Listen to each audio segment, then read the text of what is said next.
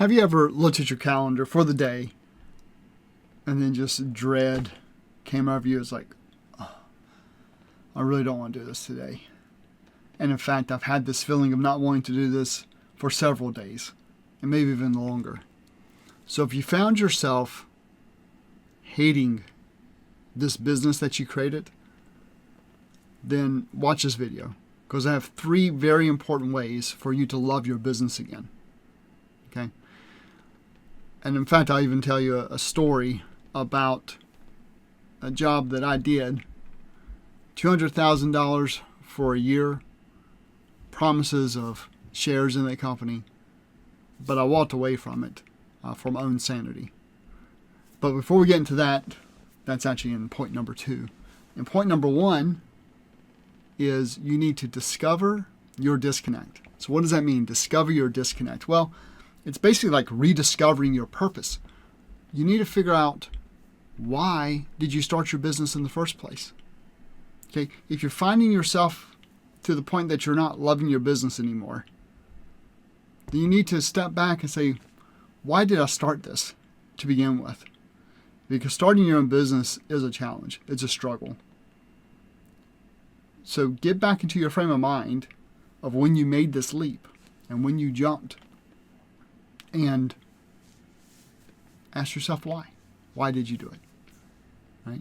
When you're thinking about that, the next thing you need to think about is, what is it that you do actually love about your business as it is today?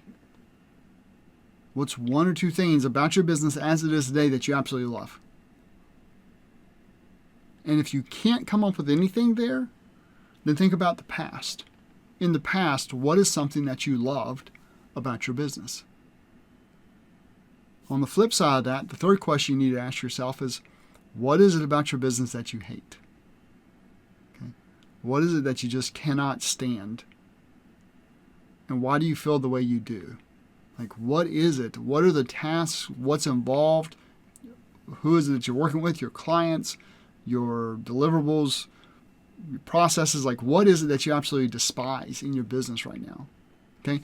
So all these 3 questions, this is to help you discover your disconnect in your business. You see, when I started out into this consulting world on my own, I decided I was going to create websites for restaurants. So you know what? I'm going to create websites for restaurants because restaurant websites are terrible.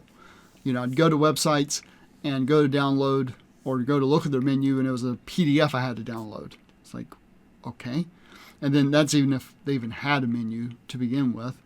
And the websites looked terrible on mobile. And so I was like, okay, well, this is something easy to solve. I can go and do this. But I stopped before I went too far down that road because I knew it really wouldn't be fulfilling for me. Because I didn't just jump out into starting my own business just to make money. I wanted to do something I enjoyed.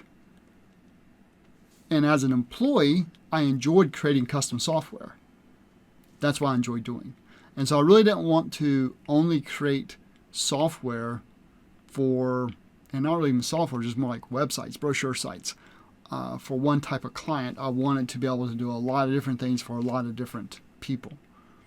So that's why I stopped before I even went too far in. Because I realized, fortunately up front, that I was going to build a business that I hated if I went down that path. Okay? So if you're finding yourself down this road that you don't like your job, that you built for yourself, this business, then ask yourself those 3 questions. Why did you start the business? What do you love about the business? And if you can't find anything, what did you love about the business? And what is it that you hate about the business? Get those down on a piece of paper or in a notepad or something. Okay? So that's number 1, is discover your disconnect. Number 2 is you need to declutter your deals.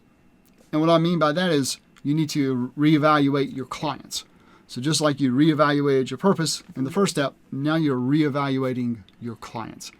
You're decluttering your deals. So you're determining, hey, are there certain clients that I have that are draining me? Is that why I don't like my business? And if so, then you need to find clients that you do like working with and fire the clients that you don't like working with. Or renegotiate in such a way that working with them will make you excited again. When I was working for this one person, had a client, and we were going $200,000 for the year and going to be vested in the company, have part ownership in the company. And unlike the restaurant side, where it wasn't technically challenging and really wasn't cared about that, what we were doing here was technically challenging, and I was looking forward to that challenge. And in fact, when I was there doing that for a little over a year, I really enjoyed that challenge. But the client themselves was under a whole lot of pressure. They had been working on this project before I came on the picture for like a year, and they were blowing through their investment money. So they had investors, and they're going through that money. They didn't have a ton to show for it. And so while we were right there at the end of that year, delivered what we needed to deliver, I realized this wasn't a person I really want to be tied to for the long term. So while the money was good and the eventual payday later on from selling the company or whatever would have been great, it wasn't something that I was loving. It wasn't something that I was fully behind any longer. And so I stepped away, right? When I was there was a lot of drain on me emotionally and physically. I rarely was sick, but that year I was sick a few times. I wasn't able to see my family a lot, and I found myself falling back in the same traps that I did earlier on in my career of working way too many hours. And it's the whole reason why I'm kind of on this journey now, trying to help other consultants and freelancers and such to not fall into that same trap. So the second point is decluttering your deals. It's determining who is it that I enjoy working with, and let me get more of those clients. Who do I not like working with? Let me repel those clients. Okay, so I want to attract the right clients, and I want to repel the wrong clients. So determine what kind of clients drain you and repel them. Okay? So first is you discover your disconnect. Second is you declutter your deals. And third, and lastly, you need to design your dream. So you need to go about designing your day on that calendar. So on your calendar, you'll be able to actually reorganize your business, because you're going to say, okay, I need to set aside a block of time to do some deep thinking, some hard thinking about where I'm going to take my business going forward. Okay, so you need to actually prioritize time to do that. That may require you to create some new systems, or to actually delegate some of your current work to others, or to AI, or to other tools. But you need to free up time to do the hard thinking required to say, how can I design my dream day so I can actually ultimately have my dream business? Okay? Because it doesn't make any sense to be in a business that you've built that you don't like. You can go get a job with a lot less stress for something you don't like. Doesn't make sense to build your own business and kind of build yourself a prison. So if you just work on these three things, one is you need to discover your disconnect. Number two is you need to declutter your deals. And number three is you need to design your dream. If you do that, you'll actually move away from hating your business to loving your business.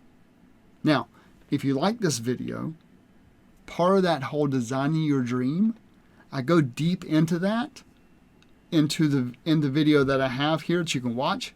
It's going from overwhelmed to an optimized pro. And it's all about delegating effectively and efficiently. In fact, I even created an AI tool that can help you do that. So if you want to check that out, look at this video right here, and I'll see you in the next video.